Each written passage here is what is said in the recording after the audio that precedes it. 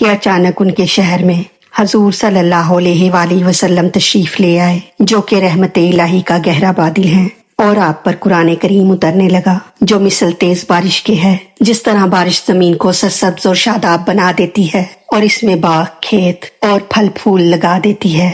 اعوذ باللہ من الشیطان الرجیم، بسم اللہ الرحمن الرحیم۔ پچھلی آیت میں منافقوں کی ایک مثال بیان کی گئی تھی، یہ انہی منافقوں کی دوسری مثال ہے۔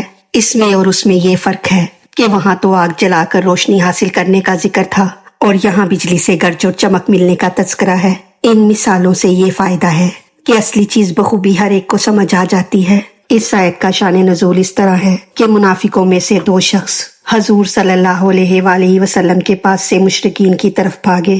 راستے میں یہی بارش آ گئی جس کا اس آیت میں تذکرہ ہے۔ اس بارش میں سخت گرج اور چمک تھی۔ ان منافقوں کا حال یہ ہوا کہ جب گرج ہوتی تو کانوں میں انگلیاں ٹھونس لیتے، اور جب چمک ہوتی تو چلنے لگتے، اور جب اندھیرا ہو جاتا تو ٹھہر جاتے۔ آپس میں ایک دوسرے کو کہنے لگے کہ شاید اس گناہ سے ہم پر مصیبت آئی ہے، خدا خیر سے سویرا کرے تو ہم حضور صلی اللہ علیہ وآلہ وسلم کی خدمت میں جا کر ان کے ہاتھ میں ہاتھ دے دیں گے۔ رب نے ان پر فضل فرمایا اور اس مصیبت سے نجات دی۔ انہوں نے ایسا ہی کیا کہ سچے مسلمان بن گئے اور پھر اسلام پر صحیح معنی میں قائم رہے۔ اس موقع پر یہ آیت کریمہ اتری۔ حق تعالیٰ نے ان کے اس واقعے کو باقی منافقین کے لیے مثال بنایا۔ او یا کسیبم جیسے بارش، من السماء آسمان سے، او کے معنی ہے یا، یعنی اے مسلمان تجھے اختیار ہے، خواہ تو منافقوں کے لیے پہلی مثال بیان کرے یا دوسری۔ بعض منافقین آگ والوں کی طرح ہیں اور بعض ان بارش والوں کی طرح ہیں۔ کسیبم جس کے معنی ہے اترنا، جھکنا اور ارادہ کرنا، یہاں اس سے تیز بارش مراد ہے۔ سما کے معنی ہے اونچائی، آسمان کو بھی سما اس لیے کہتے ہیں کہ وہ اونچا ہے، اور بادل کو بھی سما کہتے ہیں۔ یہاں یا تو اس سے آسمان مراد ہے یا بادل، یعنی ان منافقوں کی حالت ان لوگوں کی طرح ہے جو اندھیری رات میں سنسان جنگل طے کر رہے ہوں کہ اچانک ان کو تیز بارش اور گہرے بادل آ گھیریں۔ یعنی منافقین اپنی زندگی کی اندھیری رات میں دنیا کا جنگل طے کر رہے تھے کہ اچانک ان کے شہر میں حضور صلی اللہ علیہ وآلہ وسلم تشریف لے آئے، جو کہ رحمت الہی کا گہرا بادل ہیں، اور آپ پر قرآن کریم اترنے لگا جو مثل تیز بارش کے ہے، جس طرح بارش زمین کو سرسبز اور شاداب بنا دیتی ہے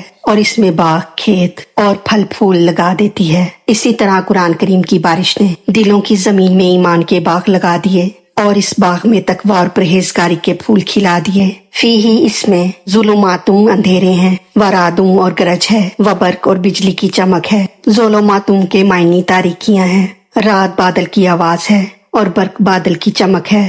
پھر اس بارش سے تیز بجلیاں اور گرج ظاہر ہو، یعنی قرآن کریم میں شرعی احکام اور جرموں کی سخت سزائیں اور دنیا سے بے رغبتی کرنے کا حکم بھی ہے، جو کہ مثل گرج اور کڑک کے ہے۔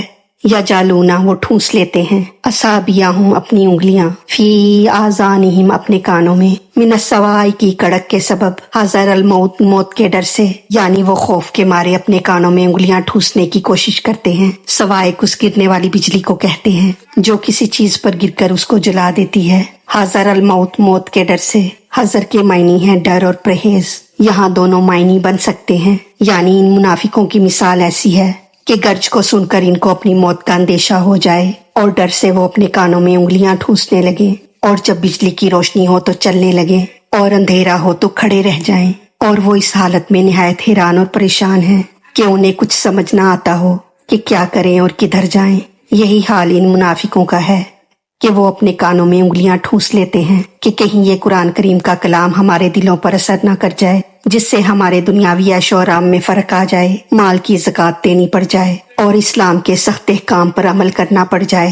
مگر جب کبھی ان کی اولاد اور مال میں برکت ہوتی ہے یا مال غنیمت اور زکوٰۃ کا مال ہاتھ آتا ہے تو بجلی کی چمک والوں کی طرح چل پڑتے ہیں اور کہتے ہیں کہ اسلام سچا دین ہے۔ جب سے ہم نے ظاہری کلمہ پڑھا ہے، ہمارے گھروں میں اللہ کا فضل ہے، اور جب ان پر مصیبت آ پڑے، مثلاً اولاد یا مال میں کمی ہو جائے وغیرہ وغیرہ، تو بارش اور اندھیروں میں ٹھٹک رہنے والوں کی طرح کہنے لگتے ہیں کہ جب سے ہم نے ظاہری کلمہ پڑھا ہے تب سے ہم مصیبتوں میں گرفتار ہیں۔ یہ کہہ کر اسلام سے پلٹ جاتے ہیں۔ واللہ اور اللہ تعالیٰ محیطٌ گھیرے ہوئے ہے، بالکافرین کافروں کو، یعنی حق تعالیٰ کا علم اور قدرت ان کافروں کو گھیرے ہوئے ہے۔ کوئی چیز اس کے علم اور قدرت سے باہر نہیں۔ اس کا یہ مقصد نہیں کہ اللہ کا علم صرف کافروں کو گھیرے ہوئے ہے، نہ کہ مسلمانوں کو، بلکہ وہ تو سب کو محیط ہے۔ اللہ تعالیٰ ہماری غلطیوں کو معاف فرما کر ہمارا پڑھنا سننا اپنی بارگاہ میں قبول فرمائے، ہمیں دین و دنیا کی تمام نعمتیں عطا فرمائے اور ہمیں عمل کی توفیق عطا فرمائے، آمین یا رب العالمین۔ وما علینا الا البلاغ المبین۔